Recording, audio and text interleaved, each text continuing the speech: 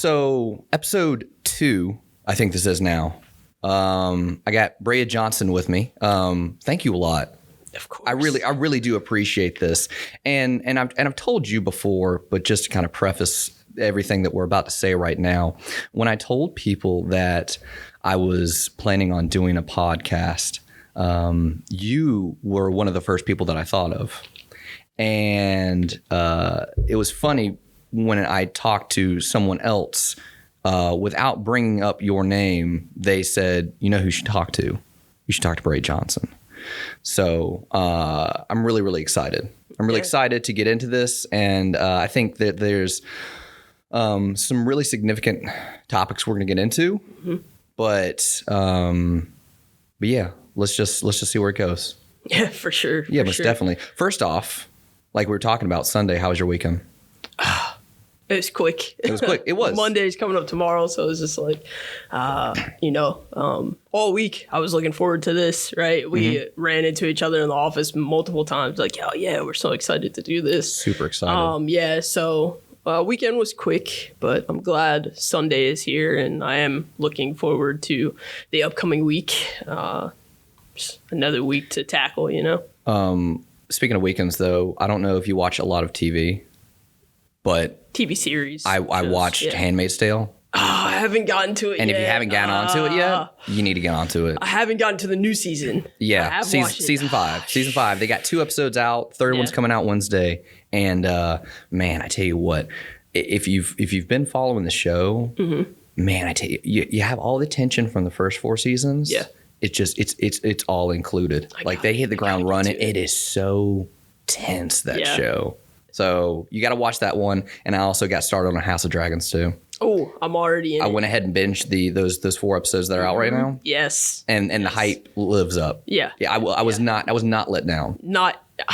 I hope they keep it going though. There's so many things. I don't know, that last episode, episode 4, some things disturbed me a little bit. Yeah. But yeah, I don't know. Same thing with Game of Thrones though. Game of Thrones, like, kept riding this wave. But House of Dragons definitely lives up to the hype. For me, it does. By chance, were you ever or are you a Doctor Who fan? I'm not. Well, I haven't watched a lot of Doctor Who. Okay. So I will admit, like, I wouldn't consider myself like a Doctor Who fan. I think the show's good. Mm-hmm. I like the show. I've watched a lot of the show. My wife is the Doctor Who fan. Gotcha. So I've seen everything from the 9th Doctor on, and the guy who plays Daemon Targaryen is one of the Doctors. Okay. And so for me, it was really cool seeing someone who played this very kind of like innocent, kind of like charismatic. Yeah. And now I'm like, man, this dude, he can be a badass. Like he makes me nervous. Right. I'm not really sure what he's going to do in the show. So I like it a lot. I feel like I'm going to move this a little closer. Yeah, do it up. Like I'm a little. Yeah, most definitely.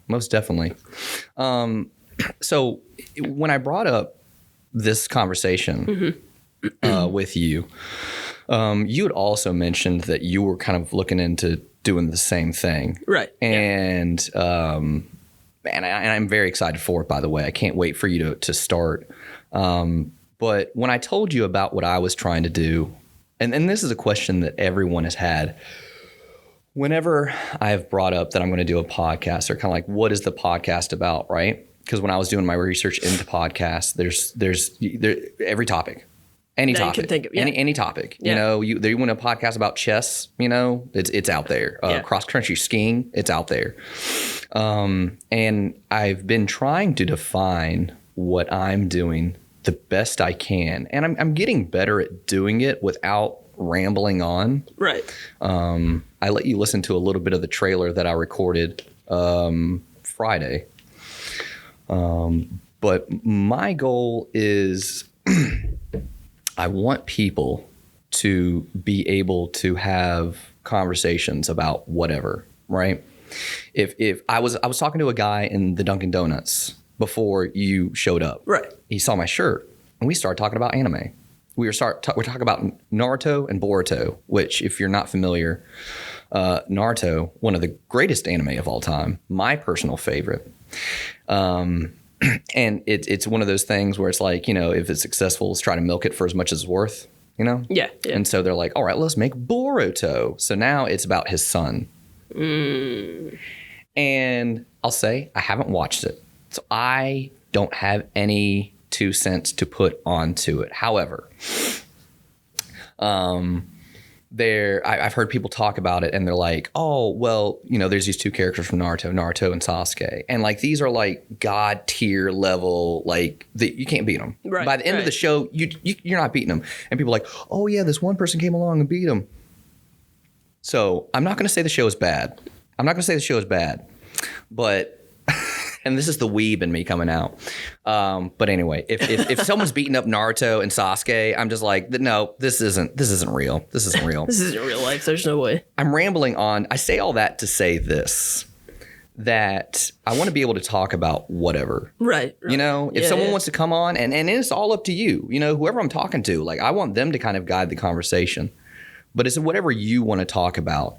Whatever it ends up being, though, I want to be able to talk about what's good, right? Because I think that's an important perspective to have. Yeah. Right? Let's focus on what's good. Let's enjoy the things that we can enjoy. Let's fix the things that could be better. And there's a lot of it. And when I was talking to people and I told them that I wanted to talk with you, what I found most interesting was how I found out that you were going to be going through the transition process. Mm-hmm. And I remember at one point I was talking to you. And at one point I used the she pronouns and you didn't say anything about it. Mm-hmm. Now, if you go online or you listen to anything on social media or you listen to anything on a certain side of the aisle. Right. Now, what the rhetoric is, right, is that you should have chewed my head off. Right? Right. That's what you hear people saying. Yeah, like, man, I can't say this and I can't say that. And, because they're going to beat me up or something like that. Mm-hmm. But you didn't say anything. Yeah. It wasn't until later on that I found out. It was the Facebook post. Mm-hmm. You went on leave and you made a Facebook post and I found out about it. And I was like, I found it really interesting. I think that was the first thing that really kind of triggered something in my brain. I was like, you would be a really cool person to talk to because you are experiencing something that is widely misunderstood. Mm-hmm. And I feel like you would do great justice in talking about the topic itself. Yeah. Yeah. It's, like you said, widely misunderstood. The biggest thing with that interaction of me not correcting you is, first and foremost, I'm not in a position to correct you. Mm-hmm. Right? Military. Yeah. We'll start there. Military is binary. So it goes off my deers. So whatever my gender is on my deers, those are the pronouns that anybody, any leader, subordinate, peer, can address me by, and I can correct them. I can say, hey, this is what I prefer. Yeah. But they are not obligated to call me by what my preference is. Mm-hmm. So right now, right, that interaction or people still using she, her around me in a work setting, I don't feel the need to correct them only because I know what the transgender training in the military is like. I know that the military is binary. I know that until my gender marker changes on my SRB and in my DEERS, that nobody's obligated to use my preferred pronouns. Yeah. So, why spend the time chewing somebody's head off? Maybe explaining. I could sit down and explain to people all day, but sometimes that gets exhausting. Yeah. So I'm waiting for the moment in my transition where my gender marker has changed in the military. And when since the military is binary and, hey, you see my gender marker says that I'm a male, please use my correct pronouns, right? Yeah. And even then, I don't need to chew your head off about it. I can say, hey, I can explain. When I started my journey, right, of transitioning back in January, literally like brand new, right? Still brand new thing, like 9, almost 10 months into this. I told myself, right, And more so, I'll get more into the story about my wife, right, and how it happened. But more so, the discussion that my wife and I had was that we would always approach my transition with three things: understanding, grace, and love. So I have always looked at myself to be understanding. Everybody's not going to understand my situation. No. Like you said, No. There's a big misunderstanding when it comes to transitioning in the world. So I definitely always approach it with understanding, first and foremost, grace. I'm not here, right? Emotional intelligence, being very aware of my emotions and how I address people and make people feel about my situation, and vice versa, how people make me feel about my situation. Yeah. Just gracefully having those conversations, and then always coming from a place of love. That's a big thing, not only in my marriage, but in my life. I only seek to spread love in the world. There's enough hate, right? I don't need to add to it. Yeah. So yeah, that's a big thing. That was really big in me, not correcting you or chewing your head off about it, right? Yeah. And the biggest thing is I am in the military, so there's still guidelines and boundaries there in the military. Just recently, for the first time, I announced to, the students that I stood up in front of, that, hey, you may hear some of my coworkers use he, him. You may hear some of my coworkers use she, her. I'm a very transparent leader. I'm just letting you know that I'm going through the transitioning process. Yeah. I am a trans man.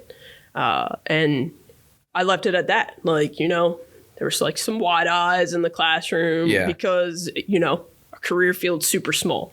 Yes. So everybody knows everybody. So some people in that room have known me throughout my entire career, and now they're just finding out that I'm transitioning. So they may have been taken aback a little bit, or they may have been sitting there like, I knew it, I always knew it, type of thing.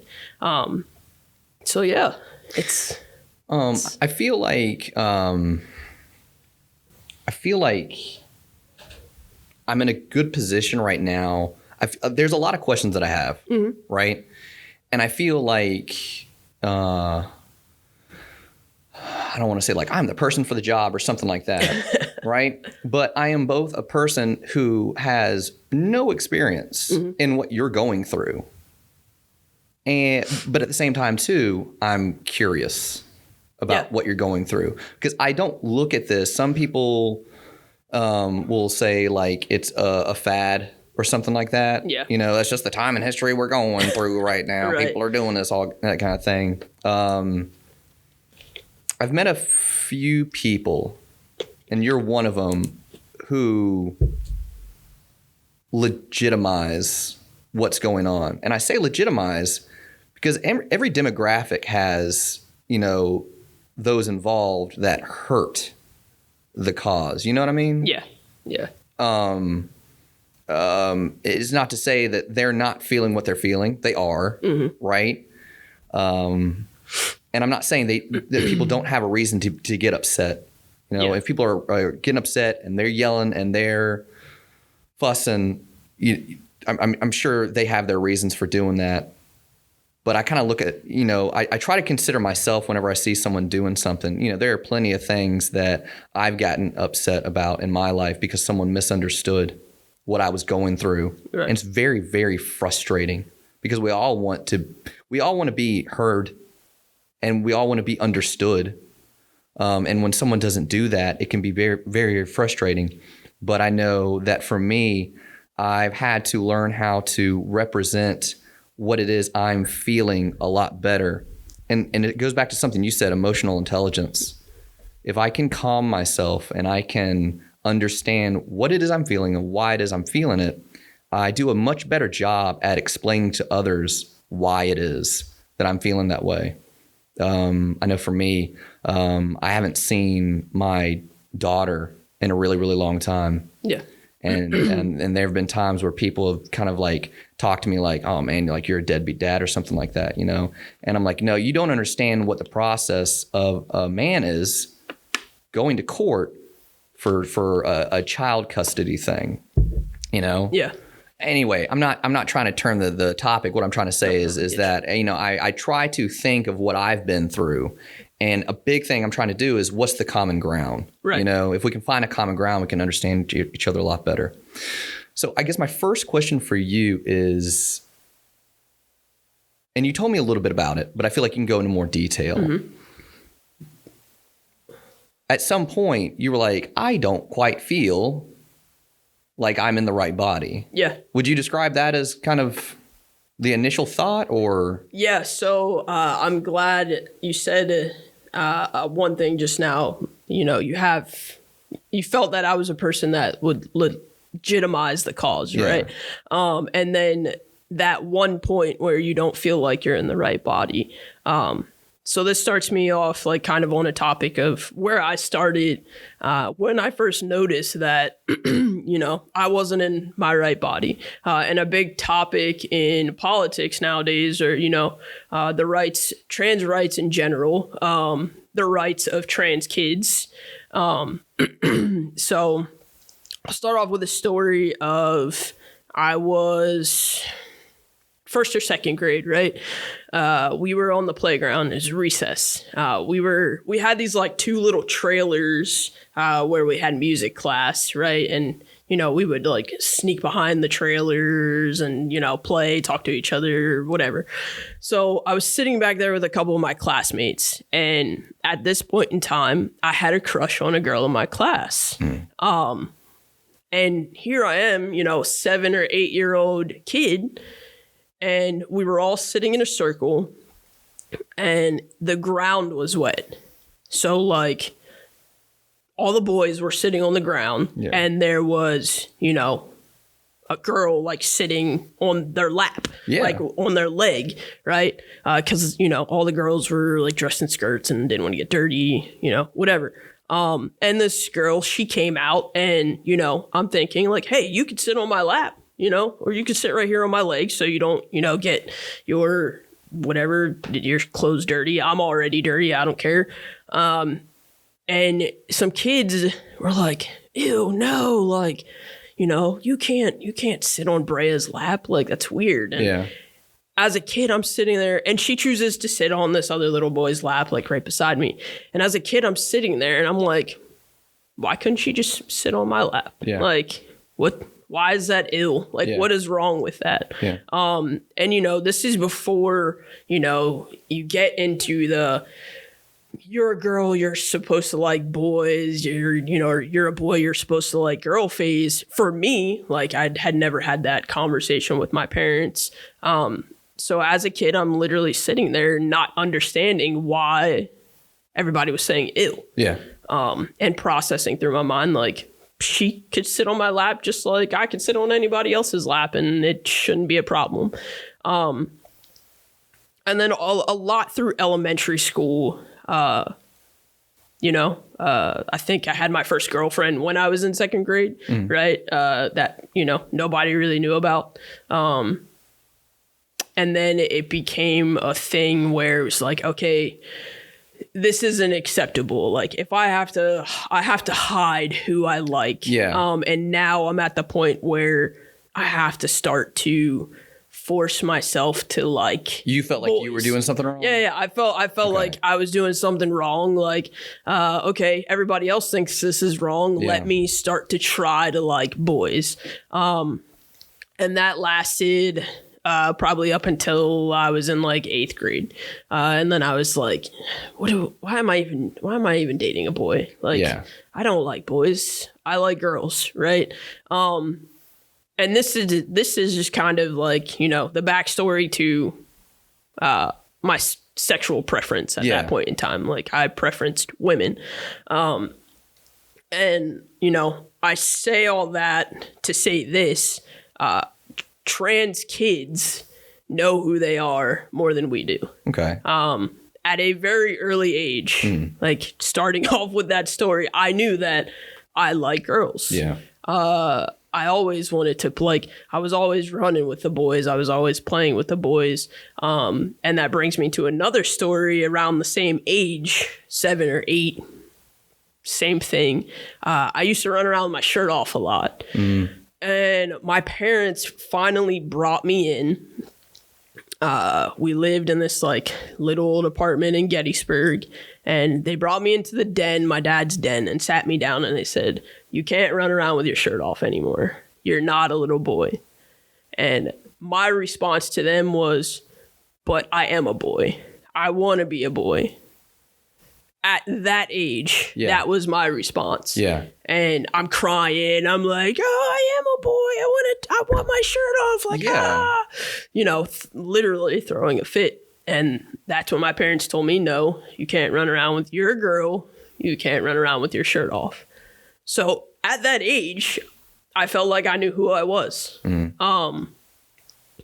nothing has really changed since, except for the first 15 years of my life, right? I tried to like boys because that was the societal norm, or supposed to be.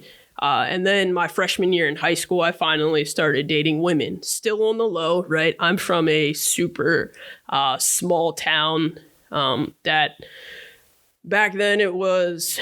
It's super small-minded, right? Closed, small town, values, right? Small mind, right? Yeah. And I will say it has progressed since, but there was just a lot. There was a lot going on, and here I am. I'll be 32 next month, and I finally feel like I can be myself, right? I'm being my authentic self. When I came out, and told everybody that I preference women, it was accepted, right? I say that I have the Cinderella story of my support system when it comes to coming out and being part of the LGBTQIA community. Okay. Because I didn't get a lot of the backlash of, "Oh, you like girls," like shunned from my family. Yeah. My parents are very supportive. My siblings are very supportive. My teachers, my basketball teammates, my track teammates, softball teammates, all very supportive, right? Okay. And it's a little different now that I've come out as a trans man. You're not getting the same reaction from people? So I'll say, I told my wife first, right? My wife, when I came out to my wife, it was a very eye-opening moment because I knew that I wouldn't be myself until I was able to tell her and see what her reaction was. Quick story about that. She was like, she reads tarot cards, right? We are very spiritual. So she's like, "You want me to read your cards?" And I was like, "Yeah, why not? I have this decision that I've been trying to make, like, read my cards." So she read my cards. We talked about them for a little bit. And then finally at the end, I had taken some notes, and she's like, "So what's the decision that you have to make, And I was like, "Well, what do you think it is?" Because my wife is very intuitive. Like, she really does know what I'm about to say before I even say it. And at first, like, I was going through a really stressful time in the workplace. So she thought it had to deal with work. And then I looked at her. I said, "No, it actually has to do with me telling you that I want to transition." And she just started crying. And I was like, "Oh, no, this is... Wow. Yeah. No. And at first I was like, "Oh, gosh, she's crying." And then she was like, "I'm not crying because I'm sad. I'm crying because I'm proud of you." Oh, and I was like, damn. "Oh, God, don't cry. Went from the worst to the best. Yeah. And she said to me, she's like, "Do you think I married you not knowing that this was a possibility?" Really? Yeah. She said, "I married your soul. I did not marry you for your physical being."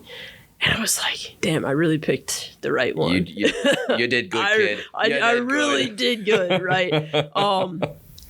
So when it came to telling her, back in January, she helped me game plan, like, okay, well, next I have to tell my parents, how do I tell my parents? Yeah. How do I tell my, immediate family? I ended up telling my parents in March. And then in April, I told my closest group of friends. And by June or July, I had told the people, my closest inner circle that really meant a lot to me. That I knew 100% would support me. And then there was that Facebook post. And there was also, I had made an Instagram post in June after I attended Pride, DC Pride. Nice. And that was just an eye-opening moment for me. I hadn't been to a Pride event in about 5 years. And just to go out there and see so many, we're not old, right? In our 30s, we're not old. Yeah. But to see so many young kids out there just being themselves. Yeah. No matter what they identified as, they had not a care in the world. They felt that they were safe. And then seeing parents show up for them, bringing their kids to Pride. And I was like, you know what? Why can't I announce to the world, through my social media, who I really am? Why can't I do that? Yeah. And then I did it, and it was such a relief. It was okay, everybody knows now they're either going to support me or they're not. And I spent, those 6-7 months going through the process, right? I told you there was one thing that I wanted to talk about, and if it was anything, it's the process. And through that process, and I'll get to that then in a second, I prepared myself mentally to lose friends, to lose family members. You got to, unfortunately. Yeah, unfortunately, yeah, exactly. I had to do that, but I had to prepare myself before I made, that's social media, the internet is everything nowadays. Before I put myself out there and made myself that vulnerable, I had to prepare myself to lose people. Yeah. And I have, and that's okay. My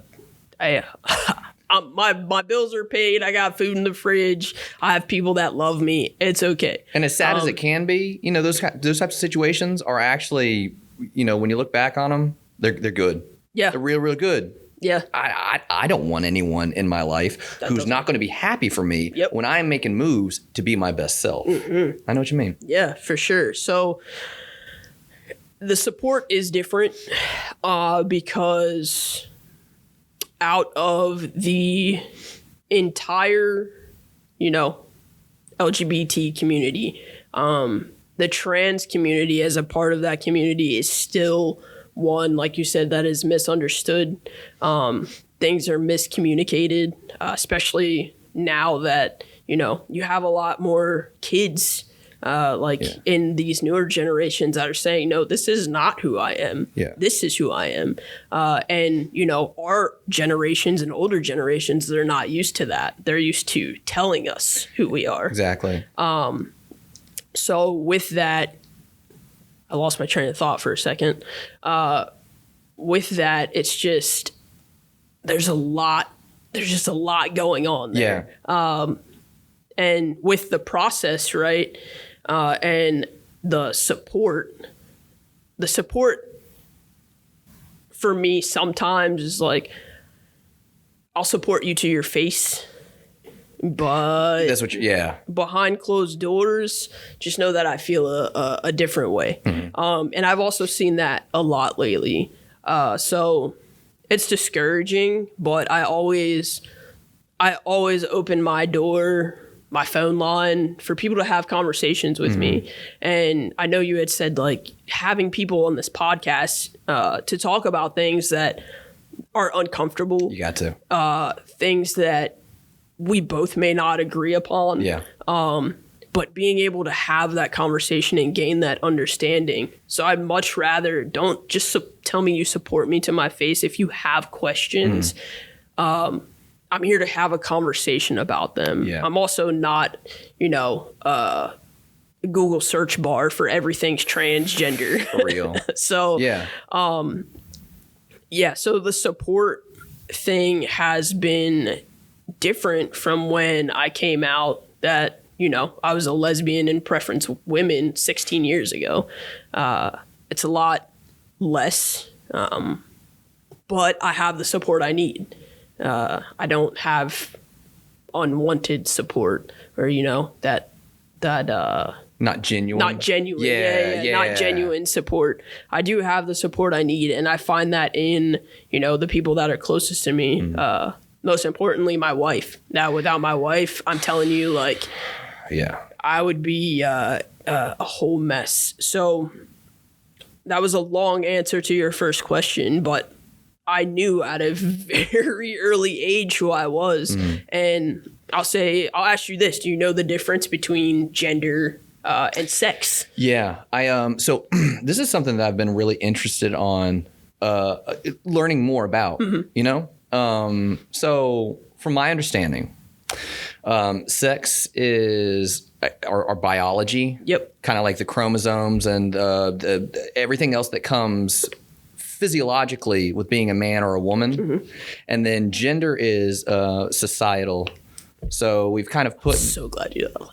We've put these definitions on what it is to be a man, to be a woman, and if you fit those roles, that's your gender. Yeah. Is that? No, that you are like spot on, and it's crazy to me because even in our household, like we're like, hey, no gender norms here, like. If I can't mow the grass this week, you're mowing the grass. I try to tell my kids that all the time. I try to tell my kids that all the time. So my oldest, she came out as lesbian a few years ago. And I remember telling her mom years before that, I was like, hey, just so we're on the same page. I'm calling it.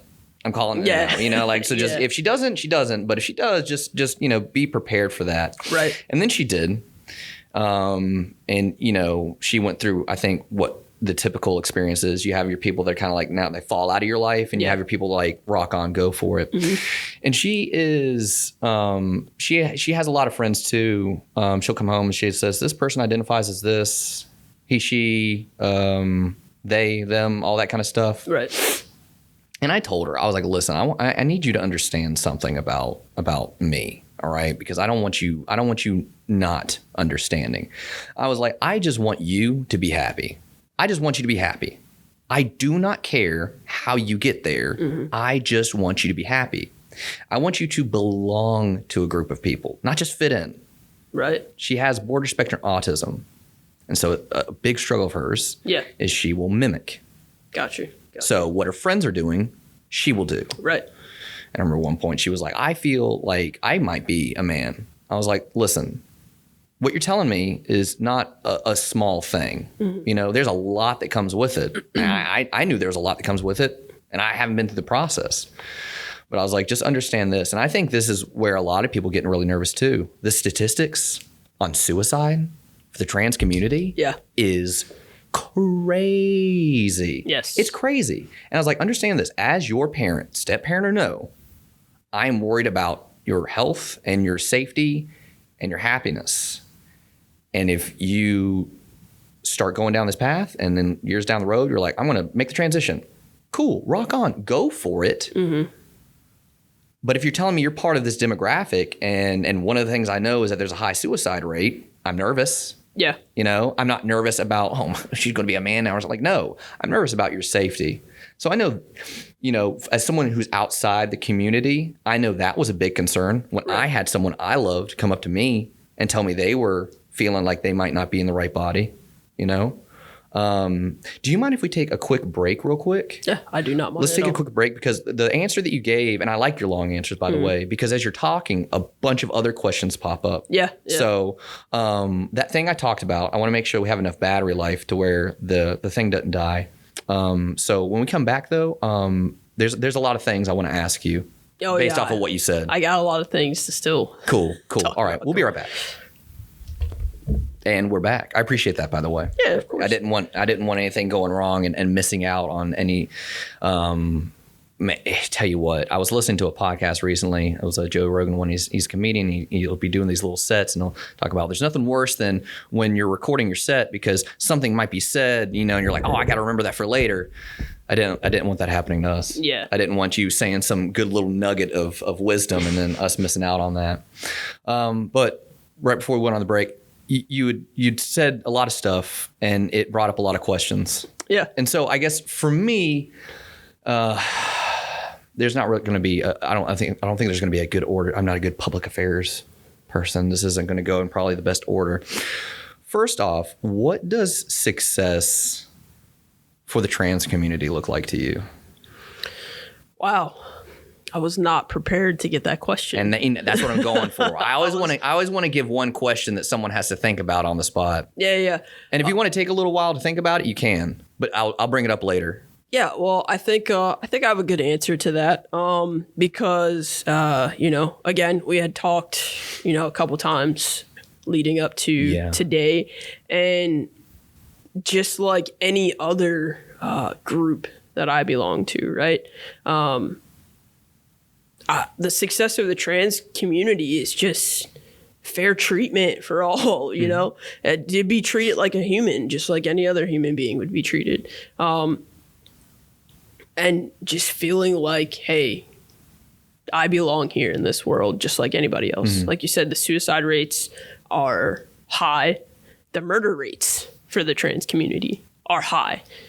The last time I checked, the suicide rates were somewhere in the 40s, I think. And don't quote me on that. I could be completely off base. But the last time I read about it, it was somewhere in the 40s or something like that. Right. And then as far as murders that happen in the trans community all around the world, right? I don't have a specific percentage, but you don't hear about those trans people who are murdered in cold blood. For being trans? For being trans. More specifically, trans women. So it is very murky and muddy waters in the trans community. Some people still have to hide that they're trans based off of where they live, right? And to me, it's just not fair. I think about my ancestors and, being black. It kind of definitely correlates. It's the same type of thing. Instead of having to worry about being black, now I have to worry about being trans and black. Yeah. So really the success for not only the trans community, but, the LGBTQIA plus community in general is just to feel like we're people too. Stop placing all these laws against, our bodies, our marriages. Yeah. Even interracial marriage being on the table. Yeah. It sucks to say this, but I check every one of those blocks, It doesn't matter if, I'm in a gay marriage or if, I am black. My marriage is on the table in general, which is crazy to me. It's 2022, So a lot of the success that it looks like is just feeling like we belong. So whenever the fight stops. And that's the thing to me, right? First off, I don't think the fight's ever going to stop. No, that was going to be my... the fight. Is it ever going to stop? The fight's never going to stop. I don't think anything... Here's my perspective, right? Is that, man, I've met some people, and you think that any given ideology or way of thinking, that's too extreme. There's probably no one that thinks like that. And you'll meet someone and they'll think something. And I mean, and you think maybe they're joking at first, right? Right. They're dead ass serious. They're dead serious about it. And so to me, the things that I'm passionate about and the things I feel like fighting for, to me, and I think you kind of mentioned it a little bit, when you live in a society and you have a system, the government, right, that allows you to do the same things everyone else gets to do, because I imagine if you were to talk to, a white supremacist, success to them is, everyone is, whites are supreme superior and they reign over all. And it's not victory until the whole world's like that, but the world, God bless, I certainly hope it never ends up like that, And so I think that, do you feel like there are some people who are just not going to be happy until the whole world feels a certain way. Because I don't think we're ever going to get there. I think we're definitely not going to get there. I think that's a very unhealthy way to look at things. Like most definitely, the government that you live, with, I'm not going to say under, because it's not like we're supposed to be under the government. We're supposed to be above the government. Government's supposed to work for us. But I feel like some people might have maybe apprehension about the topic because maybe they're scared of talking about it. Yeah. I feel comfortable talking about it with you.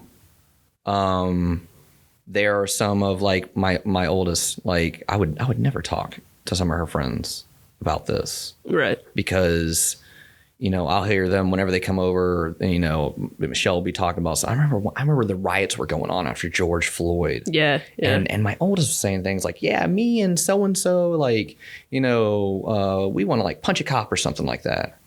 And I'm like, you want to punch a cop? Why do you want to punch a cop? And it was for all the kind of, the same reasons that, you hear from the extreme of that side. Yeah. I guess, and this is why I wanted to talk to you about that, because I'm not trying to ramble on too long. I that's why I wanted to ask you what success looks like, because I think that it definitely has to be realistic. It definitely can't be the whole world has to accept me. Because, no. Man, the whole world isn't going to accept me. And people like to say that white men rule the world, and to an extent, that's the case. But the whole world's not going to accept me, and I'm a white man, and Yeah, and I don't think, like you said, realistic, right?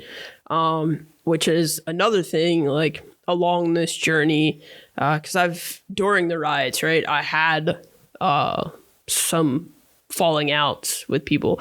I wouldn't even call it falling outs, like just there's people that are no longer in my life because of their views, right? And if there's one thing, like, it's fine. There has to be understanding that everybody's not going to see the world that you see it, the same way you see it. You can't have the expectation that you're going to live in this perfect world where everybody's going to get along and hold hands and sing Kumbaya. Like, that is unrealistic. The one thing that I can't tolerate is the amount of hate and discrimination people have in their hearts. I don't think there is a way if people are willing to have a conversation about it. Yeah.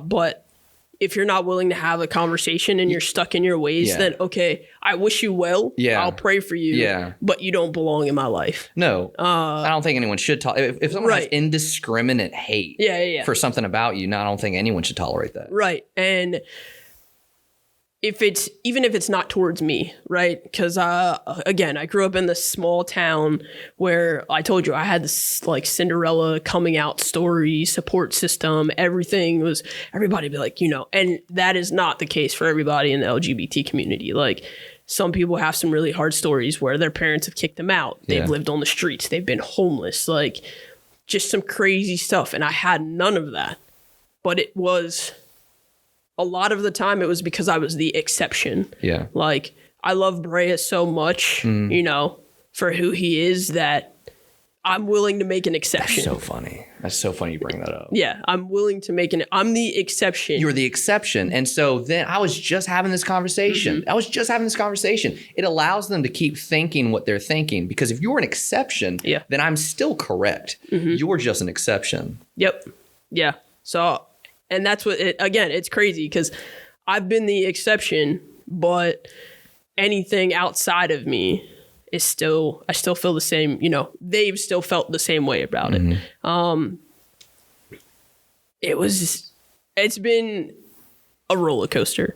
I'll say that, when it's come to me, like, not really picking and choosing, but being like, okay, hey, I can no longer tolerate this energy in my life, or it's gonna weigh me down. And again, for the people that I've lost, I have no like ill feelings or no bad blood, no anything. And I want to see everybody eat, Yeah. but you're just not eating at my table. Mm-hmm. And it has to go like that because, you know, I don't want to see anybody out there starving or like, you know, getting trampled on or life beating them to death. Like, no, I don't want to see that. But if we can't talk, or if you're just going to make me an exception, there's plenty of other people out there that are like me, that are great people. Yeah. That are people, that are human beings. It doesn't matter where they fall in as, you know, a reference group or a membership group. It doesn't matter where they fall. They're great humans out there. And your blinders are turning you into something that I cannot recognize anymore. Yeah. So, and it took a lot for me. I'll say it probably took the last 3 or 4 years for me to just understand and grow into myself. I just realized like you just can't have people like that around, people who make you an exception. Yeah. Because it's not fair to you or to anybody else out there who may be like you. Because again, there's so many exceptional humans out there. And there's some pretty bad ones too. But you know, the company you keep is the energy you keep. So you just gotta be wary of that for sure. When you complete the transition, are you gonna put any more significance on your sex? Is that gonna play any role in your life? Do you feel like that's still something that's gonna remain? So like when you change your gender, right? Yeah. When you change your gender, we talked about how that's the society thing, right? And there are going to be things that you do to your body, right? Hormone therapy, all that. I mean, again, I don't know everything that's involved, right? But it's extensive, right? Are you going to hold? Let's say there's a medical procedure you have to go through, right? Is that still something like, hey, by the way, like I'm a trans man, or do you feel like you're going to have to bring up at some point, hey, you know, at one point I was a woman? Do you feel like that's going to play any role? No, I don't think that's going to play any role. Because again, my body's going to change drastically, right? Okay. Some point I'm going to have a beard, right? At some point, you know, I'll have pecs. You know, my chest will be nice and defined. My muscles will get bigger, all that other stuff, right? Yeah. And I don't think that I will have to define myself as a trans man. Okay. Now, I will still identify as a trans man to some capacity because I am part of the trans community, and telling your story as a trans man is very important. And in the trans community, right, whether you are transitioning to be from male to female or female to male, there's always that stage of what they call passing. Okay. Right. I can finally pass as a man, that I don't have to tell people that I'm a trans man. I can finally pass as a woman, that I don't have to tell people that I'm a trans woman. Okay. So you kind of get to that stage in your transition. Okay. And you no longer have to parade out in public and be like, I'm a trans man. But some people use that to educate, right? Yeah. So like, I'm not going to stop telling my story about how I transitioned. Gotcha. But once my transition is complete, you know, I'll be a man. Like, gotcha. I'll sit here and tell you right now, like, I'm a man without having fully gone through the transition process. But there's you know, everything has steps. So when you talked about fairness, right? Getting to do the same things that everyone else has the right to do. What laws are there out there that are discriminate against the trans community? So the biggest ones, you know, were the ones at the Supreme Court as far as trans athletes. I don't know if you heard, why can't I, of course, I can't remember her name now. Leah Thompson? Yes. And, you know, when she swam, right, for the Olympics. Was it the Olympics? It wasn't the Olympics. I think it was the NCAA Women's Championship. I'm thinking of somebody completely different. Okay. But just the laws that they are placing on trans athletes, the laws that they're putting in place for trans kids, like kids not being able to transition. I don't know if you heard, there was that whole thing going around about like the Say Gay campaign, right? No, I'm not familiar with this. So it was like in either Florida or Texas, and it was like you can't say gay. Like if you say gay in the schools, this whole thing. But it wasn't really about saying anything about being homosexual or saying the word gay. It had a lot to do also with kids transitioning.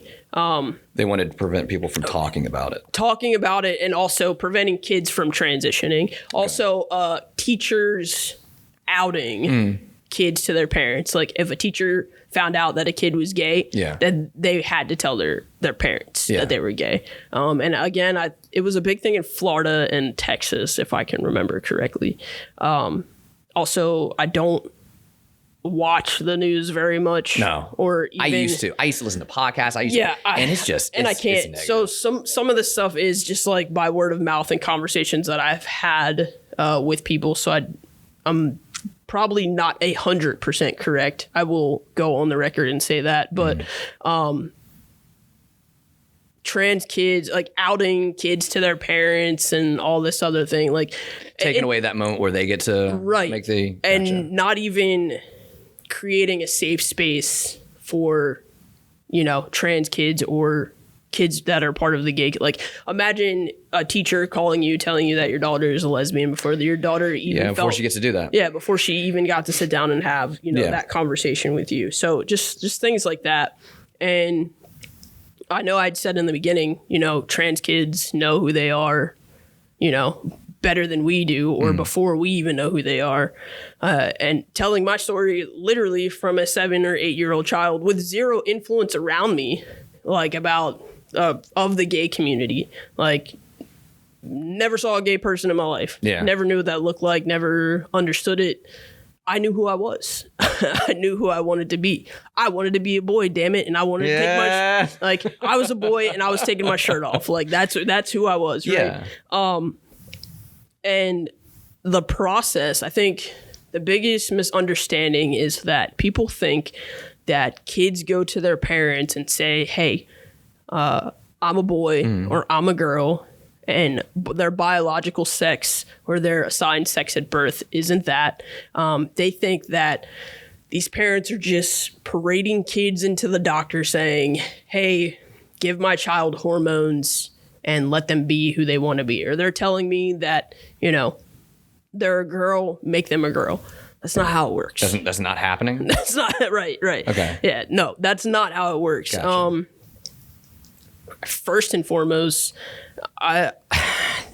it was comforting and also discouraging having to go to a therapist to be diagnosed with gender identity dysphoria. Okay.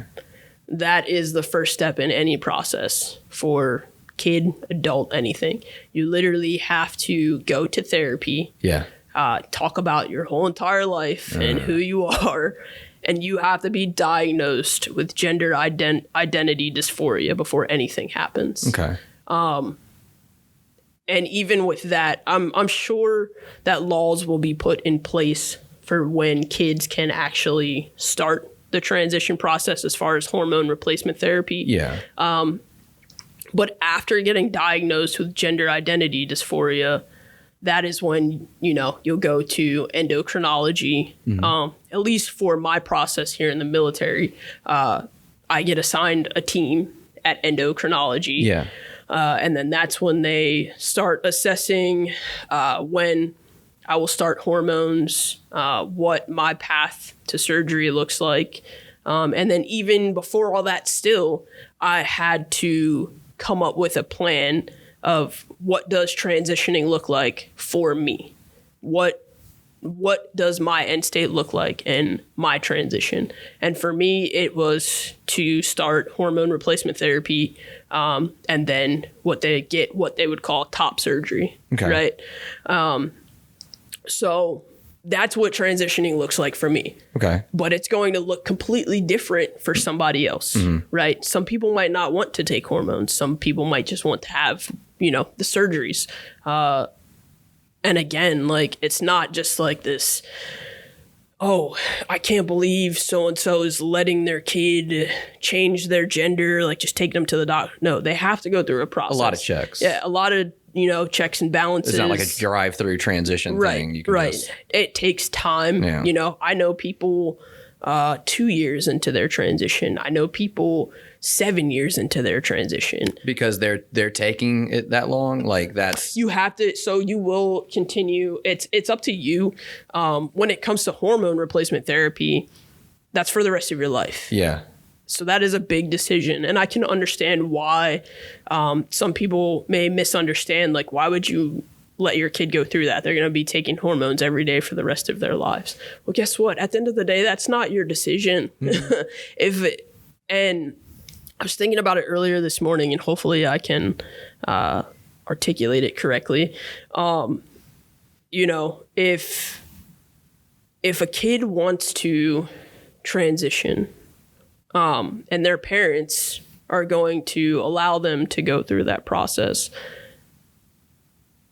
who are we or anybody else to say that parent is wrong, right? It's just like any other parent letting any other kid figure themselves out. This is what it was. I was telling myself this morning, I was like, my parents tell their kids they can be anything you want to be. You can be anything you want to be when you grow up. Well, or you can, go in whatever path you want to be anything you want to be. And then it's like, you can be anything you want to be unless it's gay, trans, anything outside of what our family values are. Yeah. But why does that matter? Why would you tell your kid they can be anything they want and then take away the one thing that they know who they are, not even what to be. They know who they are. Why would you take that away from them? But also, you had said when you were talking about your daughter, the way I thought about it from my parents is I don't think my parents would ever want to take the experience away from me, for me becoming who I truly am. But I think my parents are scared for what society might say to me, might do to me. Society's brutal. Yeah. So I think, and so I see that, I think it's a fear more than anything for people when children get involved. Because, and like you said, the suicide rates, how are they going to be treated in school? My first initial thought before I told my immediate family, because I told my mom, my dad, my sister, and my 15-year-old nephew, was I didn't care about how my mom, my dad, or my sister would feel. I cared about, that young man. Because at the end of the day, when he still goes to school in the same small town that I grew up in, what is he going to get treated like when his friends find out that, his uncle is transitioning? How is he going to feel about it? Is he going to get bullied? That was my main concern, right? And it's just like a parent thinking about their kid, right? Oh my goodness, my kid wants to transition. Are they going to get bullied? What are they going to go through that I may not be able to protect them from? Yeah. So that was scary for me. And it still is scary. Most definitely. Yeah. So because I think about him above all, because the rest of us were adults. He's still a child. And there's some questions that he may get that he may not know how to answer.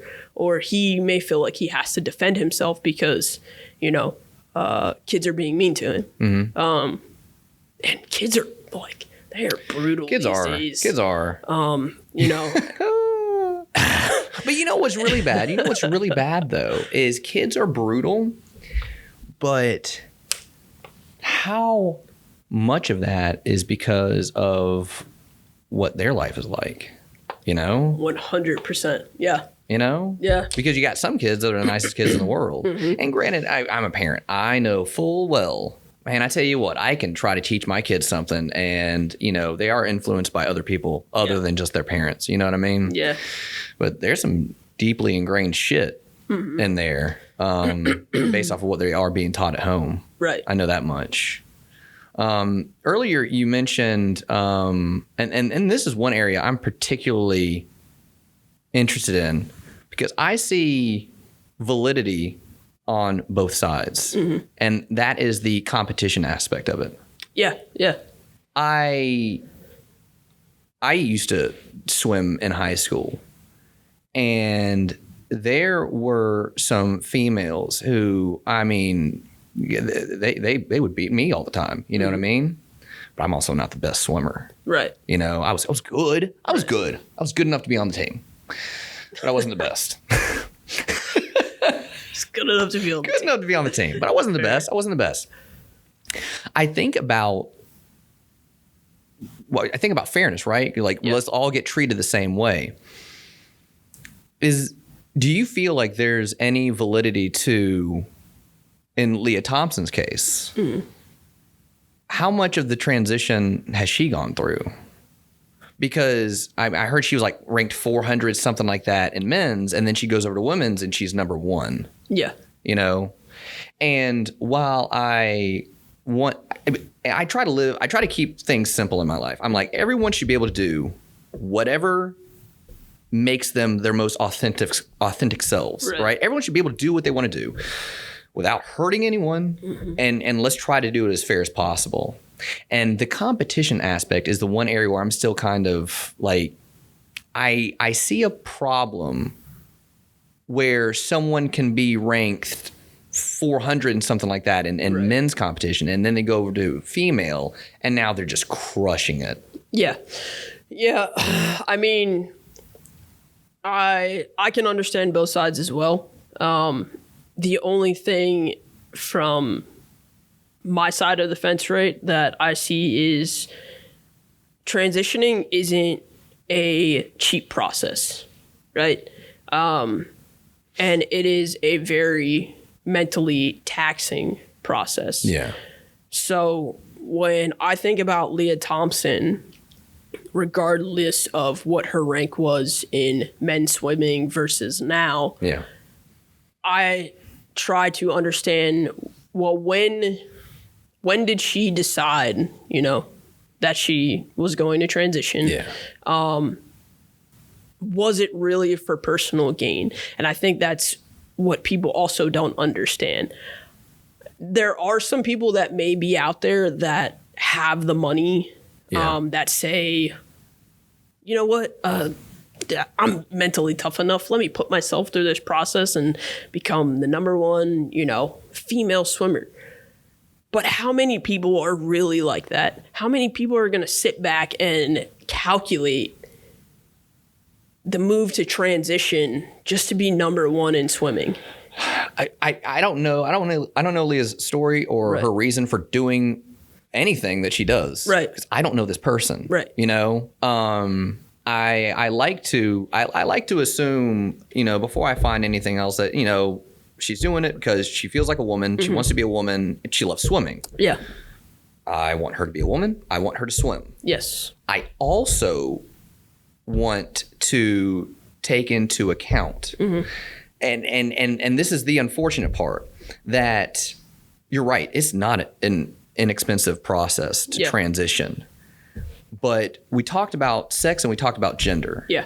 And I do feel like there are certain sexual, biological advances to competition in being a man, which is why we have the whole women and men's thing in the first place.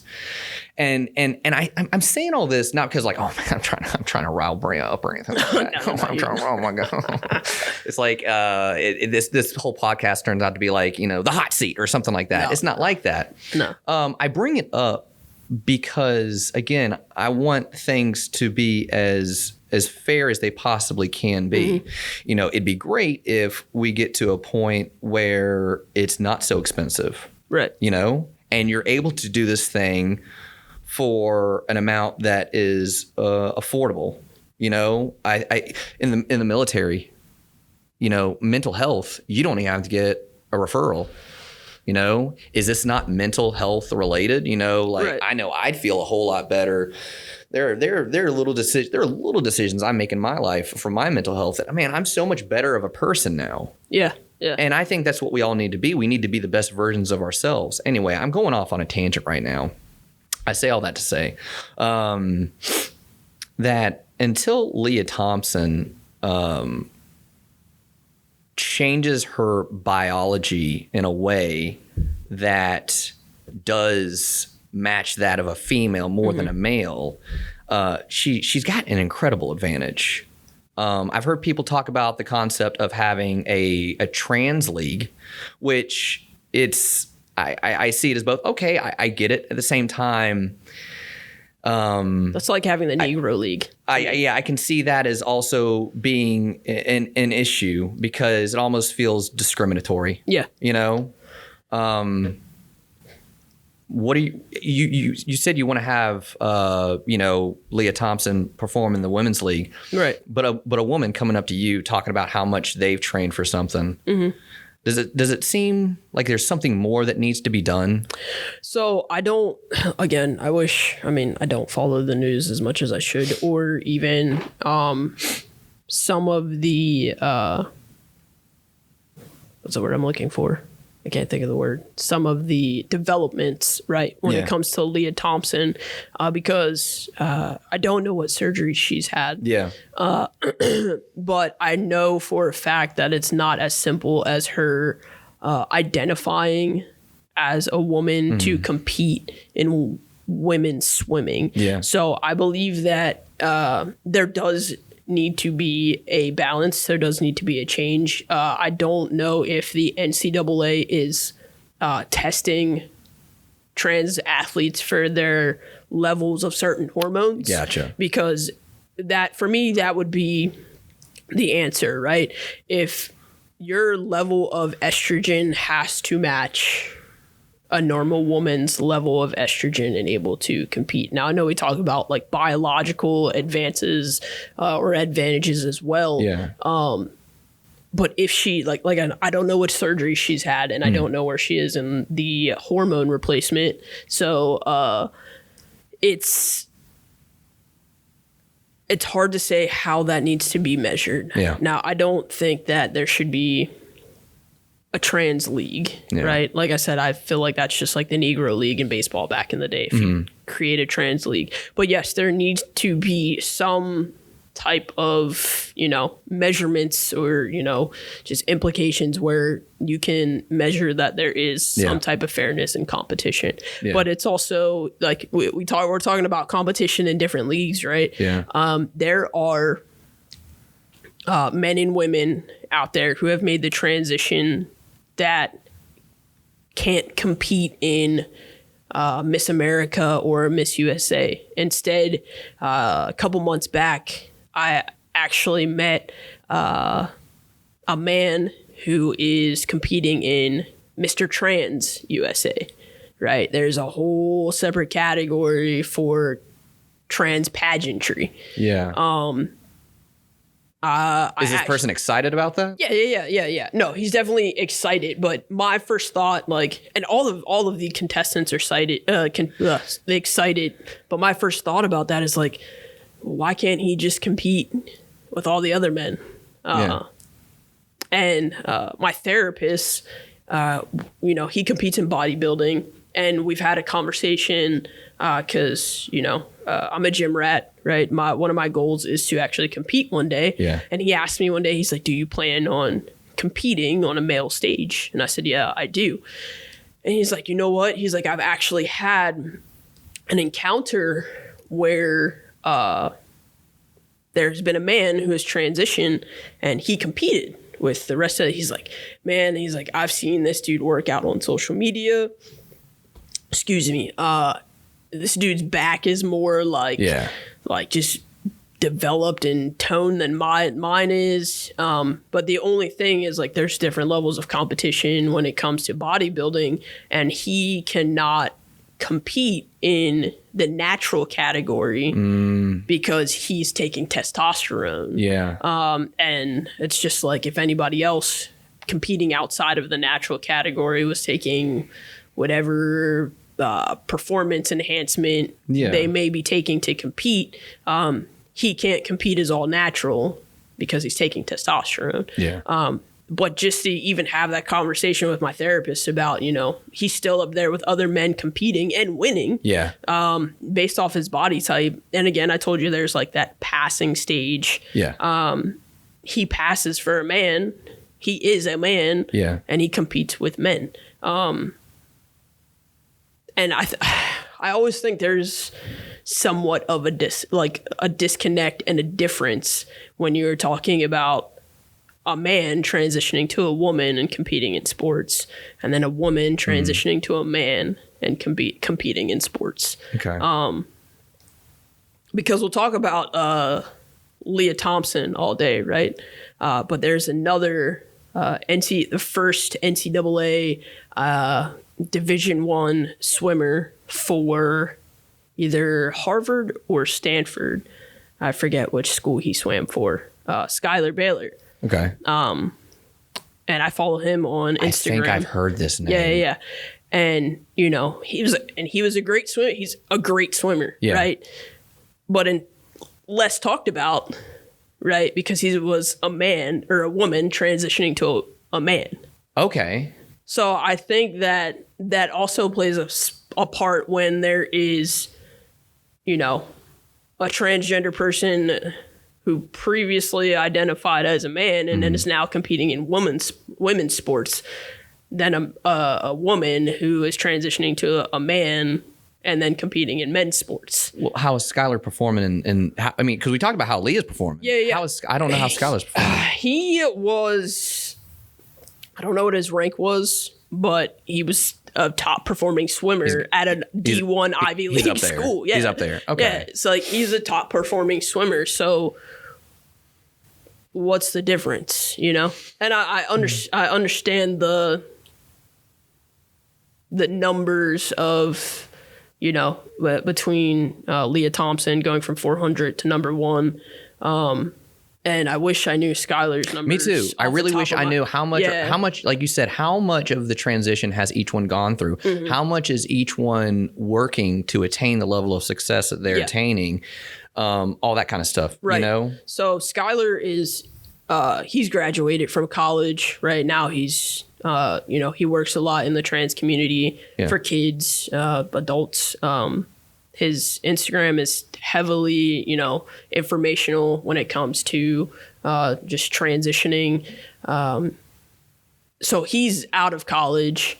I think it's been the last time I've seen his profile. He's gone through transition, but he's been taking hormones for about like 8 years or so. So probably further along in the process than Leah, but before he got into college, I think he started transitioning in high school. So before he even got his offers, he was maybe only 2 years into his transition. Gotcha. So like I said, I feel like there's a disconnect, and I do understand the biological advantages of a man and a woman. Yeah. But a lot of things change when you enter this process. We definitely haven't found a solution yet. No. Right? No. I think that there is a lot to be done. I think like what we're doing right now is critical. Yeah.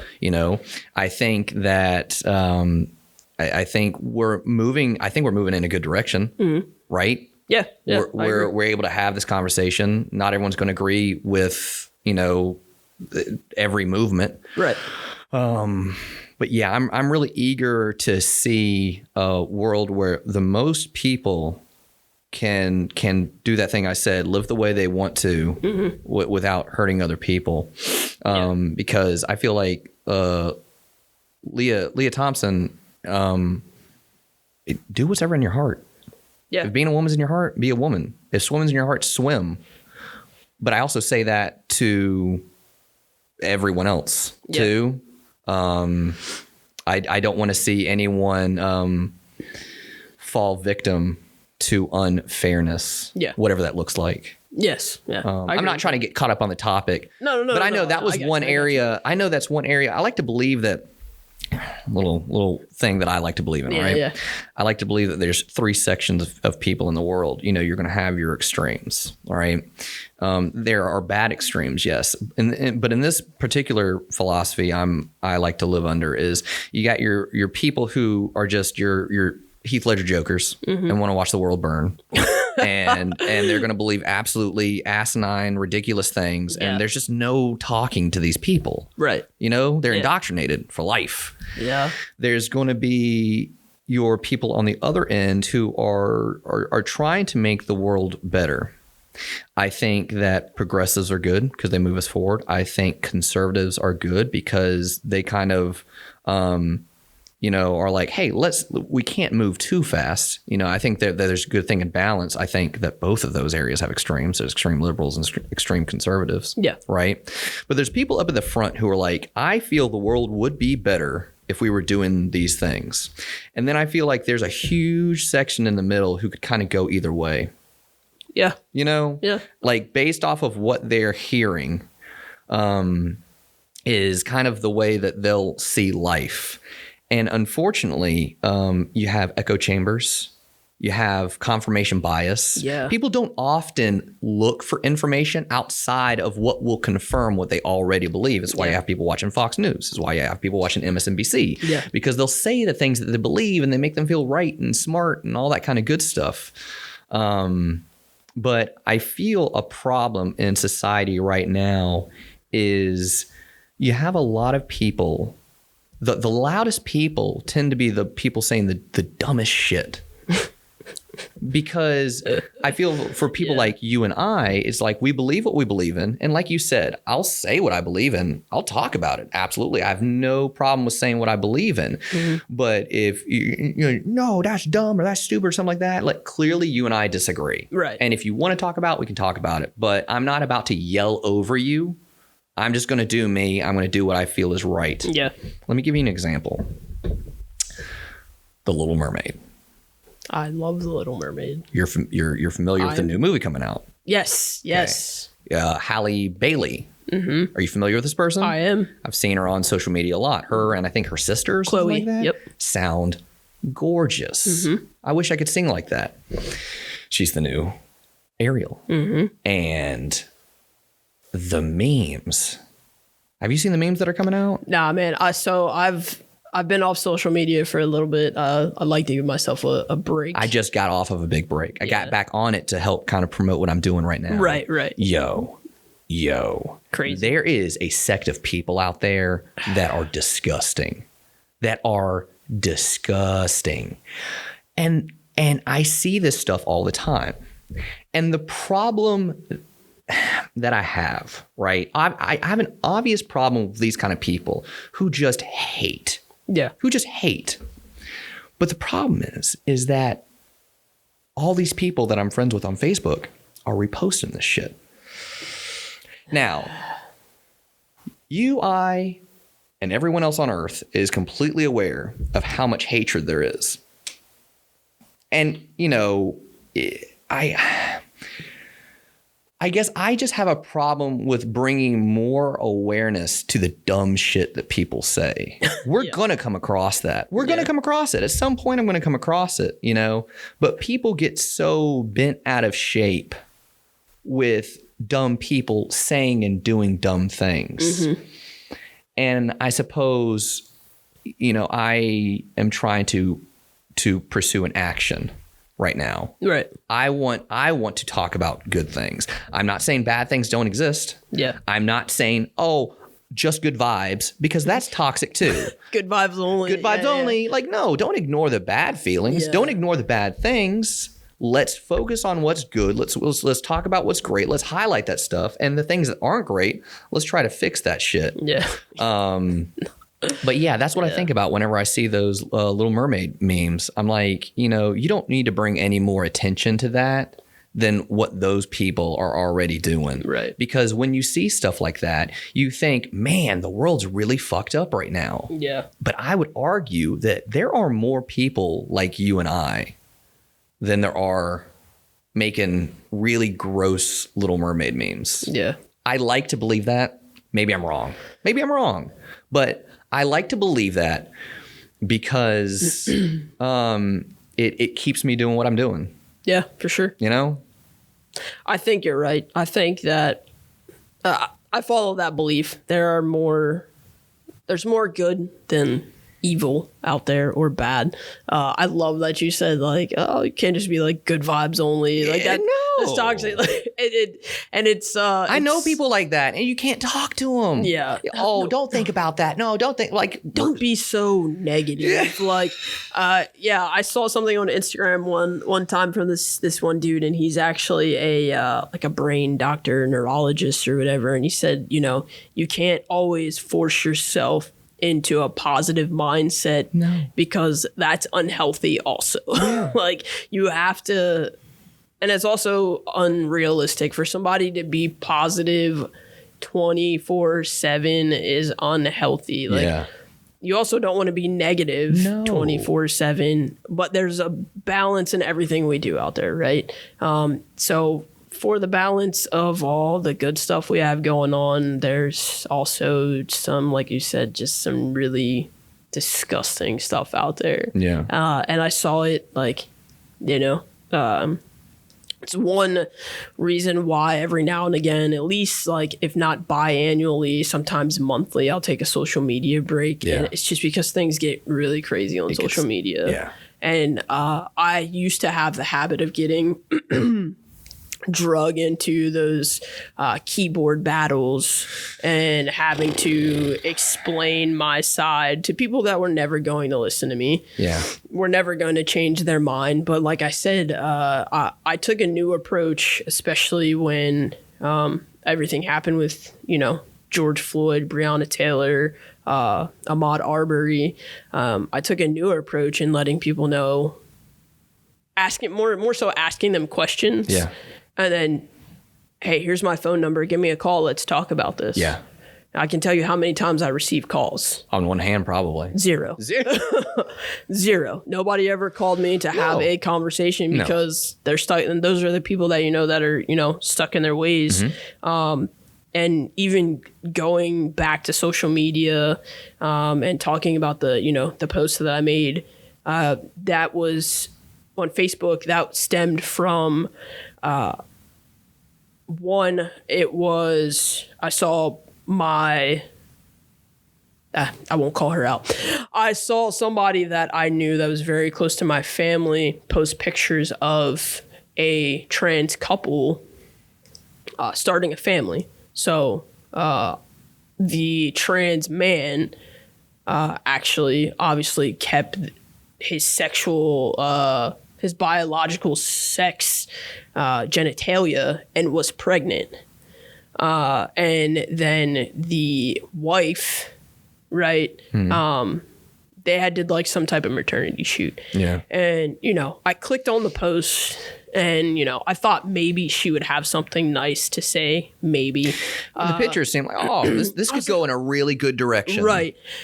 And then I get in the comments and it's like, oh, freaks, like, what a disgrace. Like, who are you to call somebody a freak or, say they're a disgrace and they're starting a family? What if that woman who identified as a woman, who was the wife to her husband, what if she had fertility issues and that man... This was the only way. Yeah, decided to step outside his process and said, hey, we are going to have a child. Yeah. And they started a family. What is so freakish about that to you? Yeah. Nobody said ill when, your wife got pregnant or anything like that. Right. So there's like all these things running through my mind that I'm ready to just like type away and say like a bunch of things. Mm. And instead, I was just like, you know what? Unfriend. And just let it roll off my shoulders and called it that. But then I followed up with that post because I had made a post on Instagram where I have like a lot less followers than I do on Facebook or friends on Facebook. So I said, okay, you know what? It's time for me to remind or introduce myself to some of these people on Facebook because let them know. Clearly, there's a disconnect here. Yeah. And that's why I did that. And like I said, no love lost. There's friends lost, family lost, family that doesn't speak to me. I don't care. Like, it's cool. I'm good. I'm good over this way. But yeah, social media becomes a whole beast in itself. But for me, I try not to gravitate towards social media so much, but guarantee you, like, once you release this podcast, I'm right back on there and I'm like sharing your podcast and all this, because there is good that social media can be used for. Most definitely. And this conversation is one that I am looking forward to putting on my social media. And I've started rebranding my social media, not only to display my talents in photography and videography, but also to tell my story. Yeah. Because it's one that people, we talked about hometowns before. It's people from my hometown aren't used to hearing. No. And I've been the exception for so long, even in my hometown, right? My family is a well-respected family in the community of my hometown, right? Yeah. And that's another reason why I've been made an exception to other people's beliefs, but the only exception. And I'm just like, okay, I can't wait to get the story out here. Most definitely. So at one point, the concept of a man becoming a woman and a woman becoming a man was not even a thought in my brain, Yeah. And look what I'm doing right now. Yeah, for sure. It's like you have to, we've talked, man, me and you say it so much, you have to have uncomfortable conversations and you have to be open to the idea that there are things you don't know, that your perspective is not the only perspective. Your way of living is not the only way of living. Right. And for me, I love asking, what does success look like? To me, a successful community, because I'm not going to change the world. I'm not going to change the country. You know what I'm going to change? I'm going to change exactly. I'm going to change this little tiny circle around me. Yeah. We have to educate ourselves. Education is going to save everything. You got to educate yourselves, and you got to be willing to open up your mind to things. And it's not saying you have to agree with everything. It's not saying that every single concept or idea that comes out is going to be this new thing that's inherently going to be right. But you have to be willing to go in, critically analyze, and be open to what other people are doing. Yeah. I love using my wife as an example. She is Christian. I'm not atheist.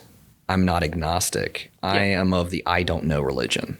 Fair. If I die and there are pearly gates, okay. Cool. If I die and there's nothing, I don't know. I don't believe nothing exists. I'm not going to say, oh, I believe there's a higher power, but I don't know. But point is, me and her believe different things. Right. I'm not talking shit to her about what she believes, because her religion makes her a better person. Yeah. And I love the person that she is. And if believing this stuff makes her the way that she is, I'm asking her all the time, like, hey, have you prayed? Hey, have you read scripture? Hey, have you, listened to your music, that kind of thing? Yeah.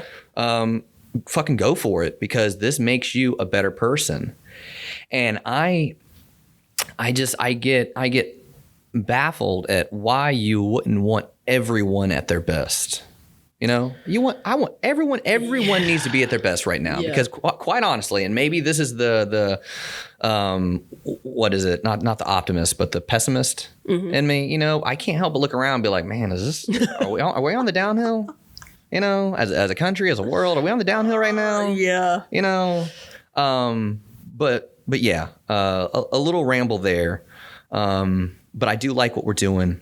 I'm very excited about what you're going to get into, and I'm really looking forward. I don't want this to be the only conversation that we have either. I mean, you know where to find me. Yeah, exactly. I know where to find you, most definitely. Yeah. I think we can talk about a whole lot more on just this topic alone. For sure. I think that, you are... I don't know if you realize what you're capable of. I don't know if you realize how much good you can do, because being a black person and being a trans man, I tell you what, that's two demographics. Yeah. that don't have it so easy. Yeah. That's crazy that you say that because I identified myself to a class one time, and this is when I still identified as a woman. I identified myself as a lesbian Black woman, and one of the students they just said, "Why would you put yourself in those small boxes?" And I was like, "Why would you?" And then like, "Why would you marginalize yourself?" And I'm like, I don't think. Yeah. That's who I am. Like, You're not the person who chooses to be marginalized. Exactly. So and it's crazier because I even wrote it down. There's a show that I've been watching, C, on Apple. Just Apple the TV. letter C. No, SEE. Oh, like gotcha. eyes. C with and eyes. Yeah. Vision. Watch it if you have Apple TV. Definitely watch it. And what's her name? Alfra Woodard. Right? She said humankind has a long history of fearing and despising people that are different. Oh yeah. Oh yeah. And then she said nobody chooses the way they were born. And I'm like, right? And I wanted to use that quote here because you had just talked about your wife's Christian beliefs, right? Yeah. And people will throw, the good book at you, their religion, whatever they believe in, whatever it may be, right? Yeah. They'll throw it at you and it's not all people, right, who identify as Christian or, Buddhist, Catholic, whatever, but they'll throw it at you and tell you you're doing something wrong. Mm-hmm. Or they'll look at me and say, you chose this. Like, this was your choice. God made you a woman and now you're choosing to be a man. And I'm fucking weird, right? Yeah, it's super weird to me. It says more about them than anything that could be said about you. And I go to church. Yeah. Which is great. Like, I go to church. My wife and I, we are probably more spiritual than we are religious, but we attend a church that is interfaith. Yeah. Right. Accepts all sexual orientations. Even if you were to show up and say you didn't believe in anything, I think last week or 2 weeks ago, like, we had a scientist give a sermon. We've had an engineer give a sermon.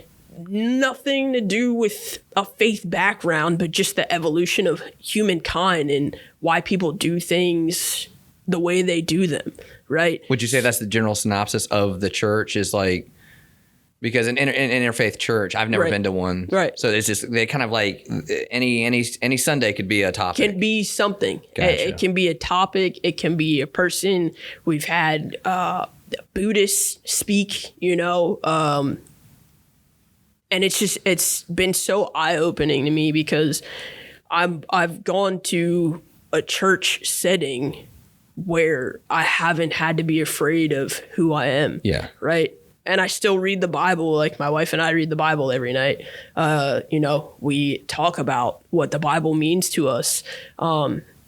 And normally it's people's interpretation to what the Bible is saying, but we'll find some things in the Bible and we'll be like, especially like when it comes to marriage, mm-hmm. or, our situation as being, a woman and me going through transition. Mm-hmm.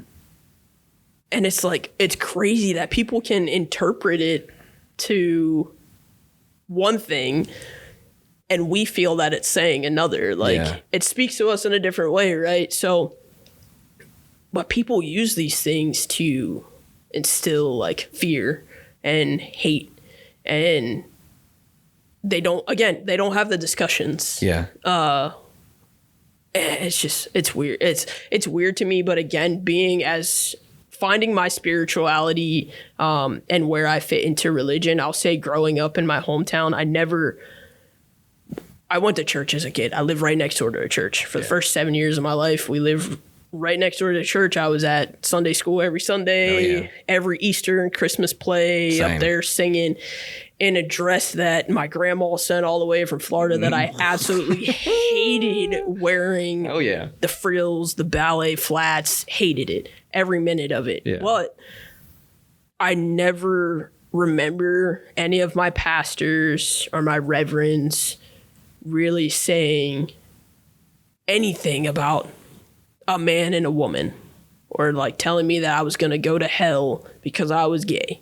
They never said anything like that. I don't recall that. I don't recall any of that. It wasn't, and I grew up in a Baptist church. Same. Yeah, I grew up in a Baptist church, and I really don't remember hearing that. Yeah. And I used to pray as a kid, like, pray the gay away, you know, right? Really? I even not hearing that, but going to churches, visiting churches for like vacation Bible school. We would go to a completely different church who would say that, who would say it's a man and a woman that lies together. If anything sex outside of marriage, blah, blah, blah, whatever. And then sometimes I would pray like, you know, who am I supposed to be? That's fucking nuts. Like, who am I? Like, and then I got into high school, and then I was like, God, give me the woman that I'm supposed to be with. I just want to be with a girl. Like, So, religion is different. I won't say it's weird. It's different. But being somebody who is religious and very spiritual, you start to notice that it's what people interpret it as for themselves, for their, like you said, like to tell themselves that they are right. Yep. And this church that I go to now I've never thought there would be a church like this in the world. That's awesome. Like, never. And the generation that it's ran by is a very much older generation. No like way. One of the founding members, Miss Josephine, rest in peace. She just passed away on September 11th. And this church has been open for 11 years, and she passed away at 98 years old. So she's seen a lot. Yeah. And then 11 years ago, when this church first started, she was in her late 80s, and thinking of an 80-year-old woman sitting down and starting a church that is all-inclusive. You wouldn't think that would happen. You know what I find interesting? This woman who started this church, you know, I think a lot of the time it's hard for people to do things if they are not reciprocated for their efforts. We all want to do something and have someone say, "Attaboy, you know, good job, pat on the back, you did it," that kind of thing. We all want to see the fruits of our labors. What's really, really hard, this woman started a church and she got to experience her creation for 11 years, you know? But a lot of the time, you know, we have great effects that we can't see. You know, how much longer is this church going to go on? Right. She started this. Yeah. And how much longer is her legacy, we'll call it that, you know, going to continue? How many more people is she going to affect? And the number of those people, how many things are they going to go out and do and change? You know? Yeah. I think about this, and I think about the thing you're going to do, your podcast, and all the things that you're going to do, you know? And I know for me, a lot of my change has come from hearing other people's thoughts and ideas. Yeah. And a lot of them are never going to meet me. It's because I heard it on this show or on that podcast or on this thing, you know? I think, you know, if you're going to try to do something significant with your life, and especially if that thing is especially something you're about to embark on, and certainly something that I'm embarking on, you have to also accept that, you know, there are going to be a lot of good things that you're going to do that you're not going to see.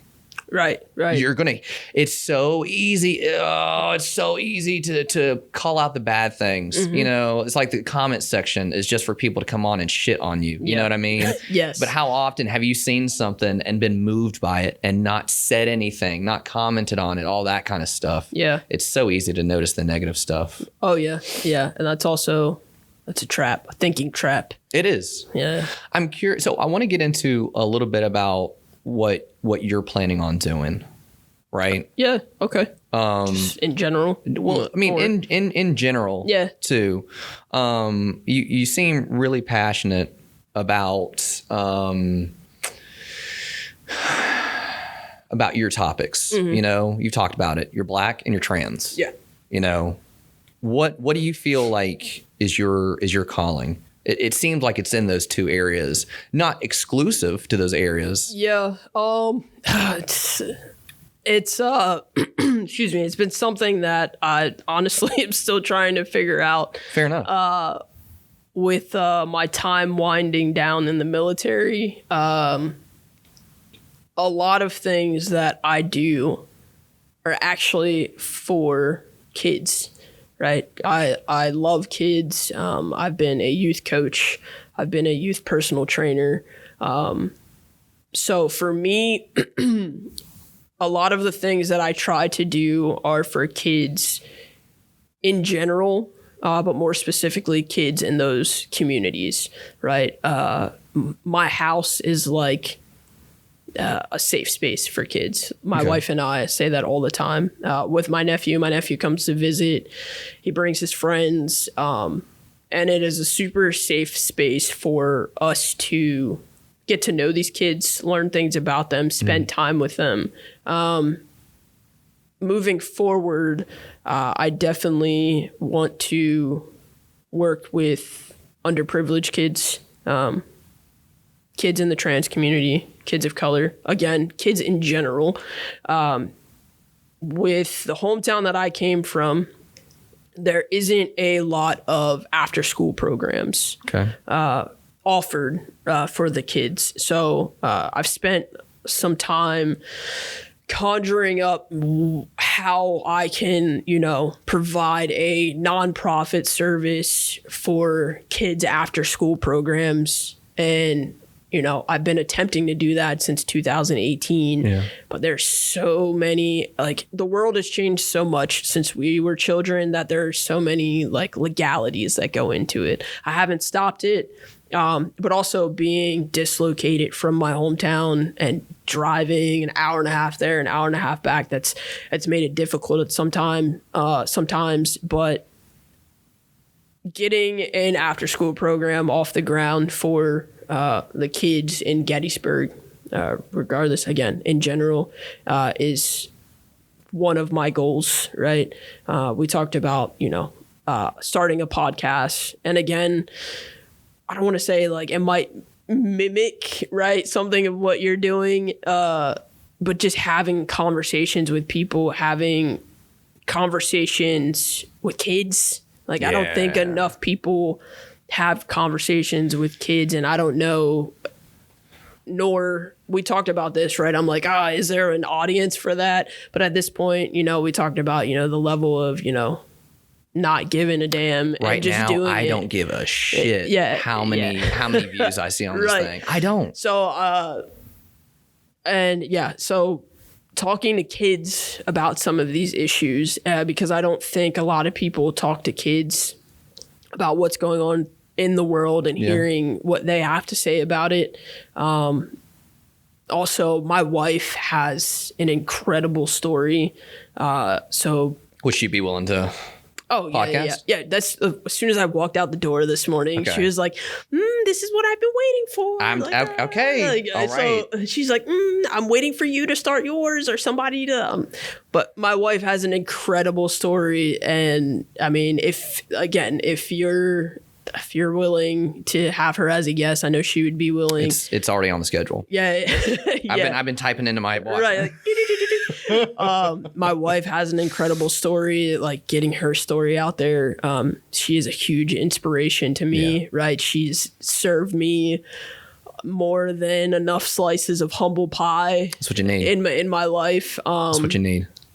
And we've been together for, about 4 years now. Yeah. So, just getting her story out there, working with my wife, building a family, right? I think I've told you something about that. That's what has not slowed down, but put my hormone replacement therapy on pause is, us going through an IVF treatment and starting a family. So that's in the future, in the works. I can't wait for that to happen. We've talked about kids for a very long time, which is also not an inexpensive process. No. Whether that's adopting kids or somehow having your own kid, man. Either way, oh my goodness. It's crazy. I'm like, oh man, well, all right. We're going to do this thing. Let's get it. So those are a few things in the works. Again, a lot of finding my purpose is still I've just been on a really long journey, and the journey's never going to end, right? No. Life is a marathon, not a sprint. You're not going to get to the end of the race. I mean, if you want to get to the end of the race of life really fast, that's probably going to be really bad for you. That won't end well. Yeah, about to say. Yeah. So, really, I do know that I'm going to work with kids. I am a certified personal trainer, but like I said, I love kids. Not that I wouldn't love training adults, but being a coach, I've been a high school basketball coach. Yeah. I've been an 11U boys coach. Being a coach and having so many coaches who have impacted my life, I want to be that for today's youth. You're going to be better at doing this kind of stuff for kids than adults. Yeah. You'd be good at doing it with adults, but you're passionate about helping out youth. Yeah. Because so you're going to be way better doing that. Because they need I've seen so many kids that need guidance, and it's not a knock on their parents. Yeah. Because, and I know this is going to happen when I become a parent, right? There's such a disconnect when it comes to work-life balance sometimes. And you think of single parents, right? They're working their ass off to provide for their kids. Oh, yeah. And it really does take a village. Well, now I want to be part of that village in any way that I can for any parents out there that would need help. If that's me being a coach, a personal trainer, a babysitter, I don't care. Like, I love to help kids. Yeah. I like to see and mold kids. And I think the Army has done some of that for me, right? Because especially now in the position that I'm in as an instructor, the impact is it's everlasting, right? And I'm just hoping that I'm making a good impact, right? That's what I try to do is put some good into everything that I do, leave a situation better than what I found it. Yeah. So yeah, I'm really looking for the impacts that I can make in communities for kids. Yeah. All around. Yeah. Whatever you end up deciding to do, right? I think that, and it's something I thought of too, and you talked about impact, right? You need to try to make your audience as wide as possible. Yeah. Definitely help out the kids in your community. But that's why I'm so excited, and I'll keep on bringing up your podcast and like, hey, when are you going to start? When are you going to start? When are you going to start? Yeah. Because if you can widen that audience as much as possible, it's going to increase your effect. And I think that you are a beautiful person. Thank you. I think your soul is one that I want to see more of in the world. You know what I mean? So man, do I ever want you to keep on doing what you're doing and shoot for those things that you want to do. Cause I know I am. And like you, I know I look to my wife for support because there are a lot of times where it's like, oh, man, am I doing this the right way? Am I wasting my time? Am I being ineffective? Am I gonna sound or look like shit? That kind of thing. Right. But whatever you end up doing, you're going to get better at it, and you're already good at it because your soul is in the right place. You know what I mean? Yeah, thank you. Thank you. Yeah. I don't know what else to say, but thank you. Yeah.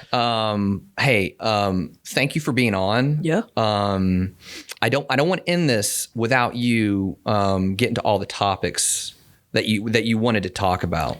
Yeah, I think I covered everything. So I didn't. I know there was a lot. A lot. Initially, I know I told you on Friday that I was gonna write a little note card, and then I was like, I don't want to write bullet points on the note card because then I feel like we're just not having a conversation. But then I ended up writing a note card. No, most definitely, most definitely. And I don't want this to be the only conversation we have. And I say this to you, right? I will definitely bug you. I'll be like, hey, I have an availability this day. Yeah. But at the same time too, if you have something going on in your life, if you have something you feel like, hey, it'd be good to talk about this kind of thing, you're definitely the kind of person where I want you to contact me and be like, hey, I got some stuff to talk about. Yeah, man. Let's what I mean? Do it. Yeah, for sure.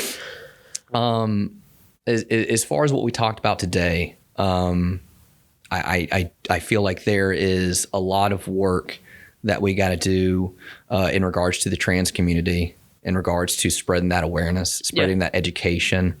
I really appreciate you coming on and being such a good advocate and allowing me to ask questions that,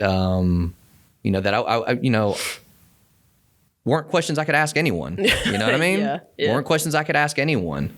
But they're questions that need to be asked, because if we can just show it for what it is, right? I think a lot of people fall into one of two categories. They either focus more on facts or they focus more on feelings. Yeah. There's a really popular Ben Shapiro quote. I don't know if you've heard of it. He says, "Facts don't care about your feelings," which is true. Which is true. Yeah. But as humans, it is stupid to ignore the fact that we are emotional creatures. And I feel like there's a much better balance we need to strike between the two. I 100% agree. Braea Johnson, thank you so much for being on. Hey, thank you. I appreciate you. Thank you for being in my life. I'll talk to you soon. Yes, man. I'll be there. All right. Bye, everyone. I'll be there.